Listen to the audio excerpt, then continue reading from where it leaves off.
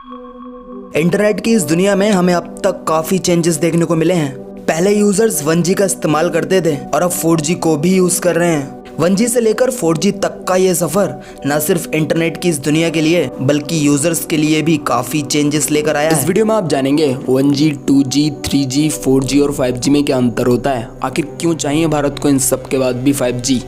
So let's start. 4G technology users को पहले के कंपैरिजन में ज्यादा तेज स्पीड में इंटरनेट यूज करने को अलाउ करती है और अब तो इंडिया की सभी मोबाइल टेलीकॉम कंपनियों का फोकस 5G पर है।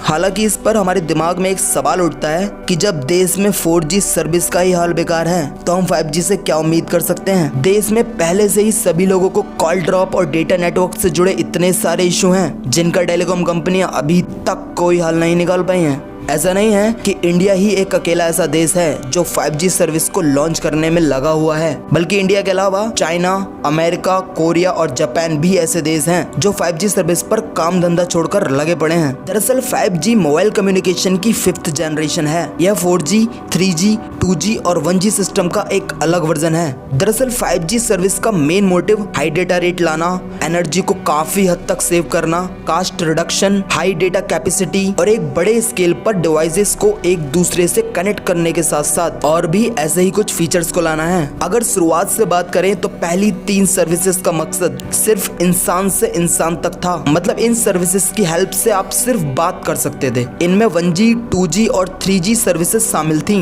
एक्चुअली यहाँ G का मतलब जनरेशन से है, मतलब पीढ़ी से। तो जो 1G जनरेशन थी वो वायरलेस फोन्स के लिए सबसे पहली जनरेशन थी। ये सिस्टम एनालॉग सिग्नल्स का इस्तेमाल करता था और इसे 1980 में पेश किया गया था। अगर इसकी स्पीड लिमिट की बात करें तो ये 2.4 kbps पर काम करता था और इसको सबसे पहले अमेरिका के अंदर पेश किया गया था। इन फोन्स की बैटरी लाइफ काफी खराब होती थी। सिर्फ यही नहीं, इनकी वॉइस की क्वालिटी और जो सिक्योरिटी थी वो भी काफी हद तक खराब थी। इसके बाद फिर 1991 में आई 2G टेक्नोलॉजी। यह जनरेशन GSM पर बेस्ड थी। ये डिजिटल सिग्नल्स को यूज करती थी, लेकिन इसकी स्पीड लिमिट 64 kbps थी। इसे सबसे पहले फिनलैंड के अंदर लॉन्च किया गया था। एक्चुअली इन्हीं फोन से MMS, कैमरा और मेलिंग जैसी स्मार्ट सर्विसेज को स्टार्ट किया गया था। बढ़ते बढ़ते फिर 2000 में आई 3G टेक्नोलॉजी। इस टेक्नोलॉजी के थ्रू आप हैवी गेम्स, बड़ी फाइल्स को ट्रांसफर करना और वीडियो कॉलिंग जैसे फीचर्स को आप यूज कर सकते थे। और जो आप आज स्मार्टफोन नेम बोलते हो वो इसी जनरेशन से लेना स्टार्ट हुआ था। इसके बाद इस टेक्नोलॉजी में नए डेटा प्लान्स लॉन्च किए जाने लगे थे।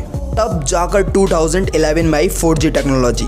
इसके थ्रू यूजर्स 100 Mbps की स्पीड का यूज कर सकते हैं। वहीं ये 3G से ज्यादा महंगा भी था। हालांकि लुक के मामले में 3G और 4G दोनों में कोई खास अंतर नहीं है, लेकिन इसकी स्पीड में काफी सुधार था। ऐसा माना जा रहा है कि 5G टेक्नोलॉजी में आपको 20 गीगाबाइट पर सेकंड की स्पीड मिलेगी। मतलब मोबाइल की स्क्रीन पर टच करते ही 1 मिलीसेकंड से भी कम टाइम में वेब पेज ओपन हो जाएगा। आप इस सर्विस के जरिए पूरी मूवी को भी 3 से 4 सेकंड में डाउनलोड कर पाओगे। 5G एक ऐसे इकोसिस्टम को डेवलप करेगा जो सभी डिवाइसेस को एक दूसरे से कनेक्ट करने में सफल होगा और एग्रीकल्चर से लेकर हेल्थ के साथ साथ सभी सेक्टरों को इसका बहुत बेनिफिट मिलेगा। वहीं गांवों के सभी एरियो को शहर से जोड़कर सभी सर्विसेज को आसानी से गांवों तक पहुंचाया जा सकेगा, जो कि एक स्मार्ट सिटी के लिए काफी इंपॉर्टेंट होगा।